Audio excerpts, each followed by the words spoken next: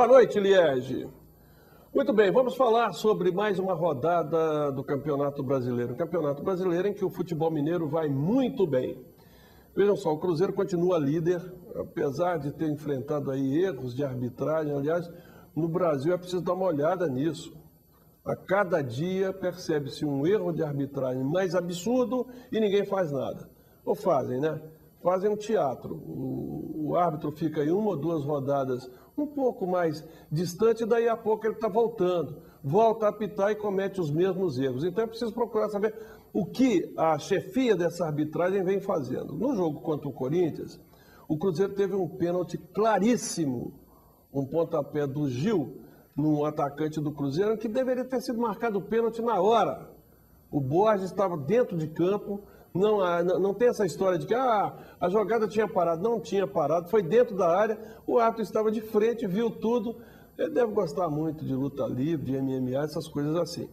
Mas o Cruzeiro superou tudo e conseguiu um ótimo resultado contra o Corinthians. Por quê? Essa fase do campeonato é aquela em que mesmo quem está jogando mal, quem faz uma péssima campanha, acaba mostrando alguma coisa. É a necessidade de pontuação, é o medo da zona do rebaixamento. Então, o Corinthians voltou a mostrar um futebol de maior marcação, de um pouco mais de determinação, frente a um Cruzeiro que continuou mostrando aquele futebol de toques de bola no meio campo, um futebol objetivo e um futebol que tem a sua força não só na equipe titular, mas também no banco de reservas. Vejam só, sempre que o Marcelo Oliveira precisa, ele recorre ao banco de reservas e vai lá e tem Júnior Batista, né, tem um Dagoberto, jogadores que seriam titulares em qualquer equipe do Brasil. Talvez seja essa a grande diferença entre o líder do campeonato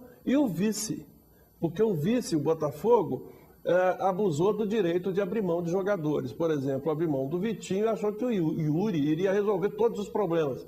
Não é desse jeito.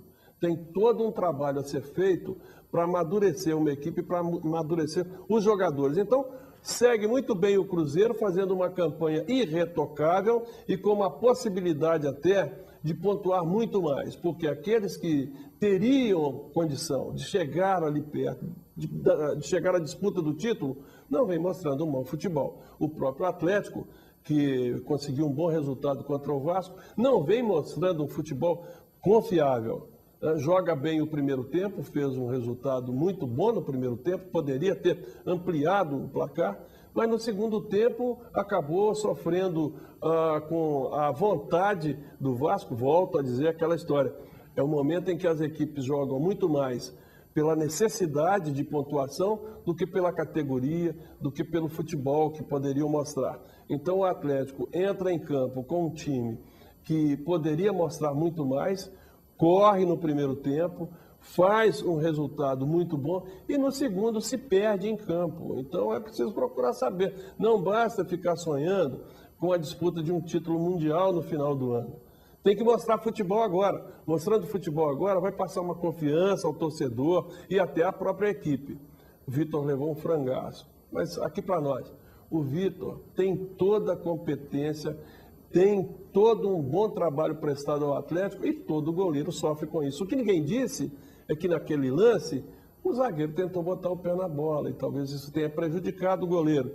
Mas o Vitor não tem que se preocupar com isso. Na partida fez excelentes defesas e segue num Atlético que precisa acertar o seu meio-campo, precisa melhorar a conclusão a gol e que precisa decidir junto à FIFA com quem poderá contar para a disputa do título mundial. Afinal de contas, o Atlético contratou alguns jogadores depois da Libertadores. Esses jogadores, teoricamente, que vieram depois do fechamento da janela, não poderiam jogar, disputar o título mundial. O Atlético vai a uma reunião da FIFA, vai discutir o assunto para ver se consegue alguma coisa.